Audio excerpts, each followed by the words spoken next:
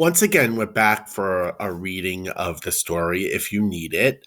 Again, the directions simply are read this story, and then again, you're going to answer questions 1 through 6 that follow. Again, the questions are just below in the tab under the Google Classroom for Forms. And if you need to refer back to this recording at any point, you can go back to the beginning if you need to find information. And there is also a reading of the story attached. The Night the Bat Got In by Virginia Kroll. The first word, or the word you're going to see it's actually in a box here, a rectangle, is important. It's a hassock, which is, when we actually read it, it's a padded footstool. So when we come to that word, at least you'll know what that means. So again, when you're looking around at this information, you want to make sure you read everything, because everything will hopefully give you a clue as to what the story is about. So The Night the Bat Got In by Virginia Kroll. The temperature was so stifling that no one even noticed that the back door had been left ajar. Whoever came in last had forgotten to pull the stubborn catch. It was one of those late August evenings, right in between summer closings and school openings, that dragged on so boringly.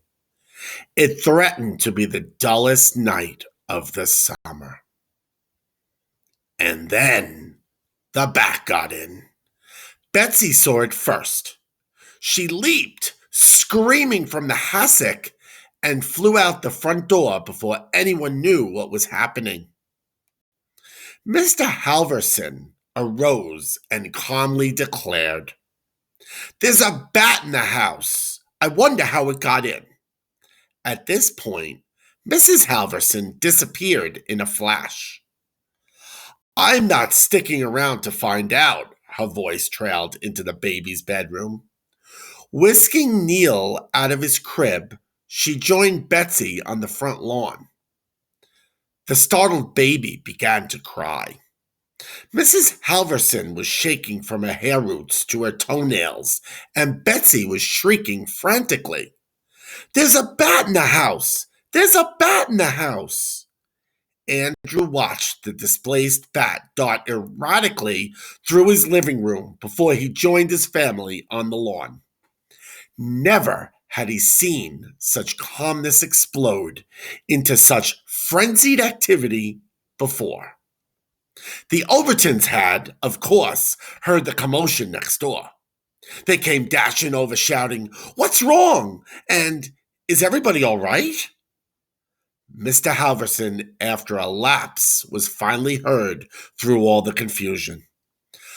"There is a bat in our house," he explained. "I just hope it's not rabid." Mrs. Halverson worried aloud. Andrew knew it probably didn't have rabies because it had read a lot about animals. First, bats are nocturnal, so this creature belonged up at night. Secondly, it acted like a healthy bat, avoiding objects as it flew. A sick bat would bump into things or not be able to fly at all. Most bats weren't rabid, and legends had given them a bad reputation. Andrew wanted to reassure everyone, but he couldn't get a word in edgewise. Mrs. Overton poured out her concern to Mrs. Halverson. Neil still whimpered. At least Betsy's shrieks had quieted. The men were discussing a plan of attack. Something they said caused Andrew's voice to slice through the commotion. "Kill it? No way," he blared. "Don't you dare." "We can't just let a bat have run of the house," said Mr. Halverson. "We're going to get rid of it." "Wait," Andrew pleaded, trying to use some restraint and manners. "I have an idea that will probably work." Okay? Well, Mr. Halverson hesitated. All right. The men relaxed their grips on their anti bat weapons, a tennis racket, and a baseball bat.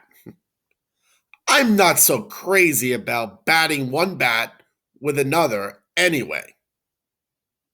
Mr. Overton was relieved. Andrew went bravely into the house alone, turning out lights in every room. He could hear the flapping of the bat's wings as it struggled to make sense of its unfamiliar surroundings. He turned on the floodlight in the backyard and adjusted the latch on the back door so it would remain wide open. The bat will sense the light, and it knows insects are attracted to it. If we're not inside to scare it, it will get its bearings and find its way out just as it got in, Andrew said with authority. Let's just be quiet and wait, he told everyone. They gathered around the yard, keeping their eyes focused on the illuminated doorway. 5 minutes later, a tiny flying figure with jagged wings emerged from the door. It zigzagged its way across the yard and off into the darkened sky to begin its nightly meal of mosquitoes and other flying insects. Andrew's mother invited the Overtons in for a snack. Everyone slid quickly through the door. Mrs. Halverson double-checked to make sure it was shut tightly. You know, Andrew, smart thinking. Mr. Overton congratulated him. That's for sure. You really gave a scary episode a happy ending, Mrs. Overton added. Again, now if you need to go back for the more reading or you would like to hear it again for clarity or to help you understand the story better, you may go back and listen to it again. Or again, you can go on to the questions that have been attached. Thank you, and we hope you enjoyed the reading of The Mystery of the Bat.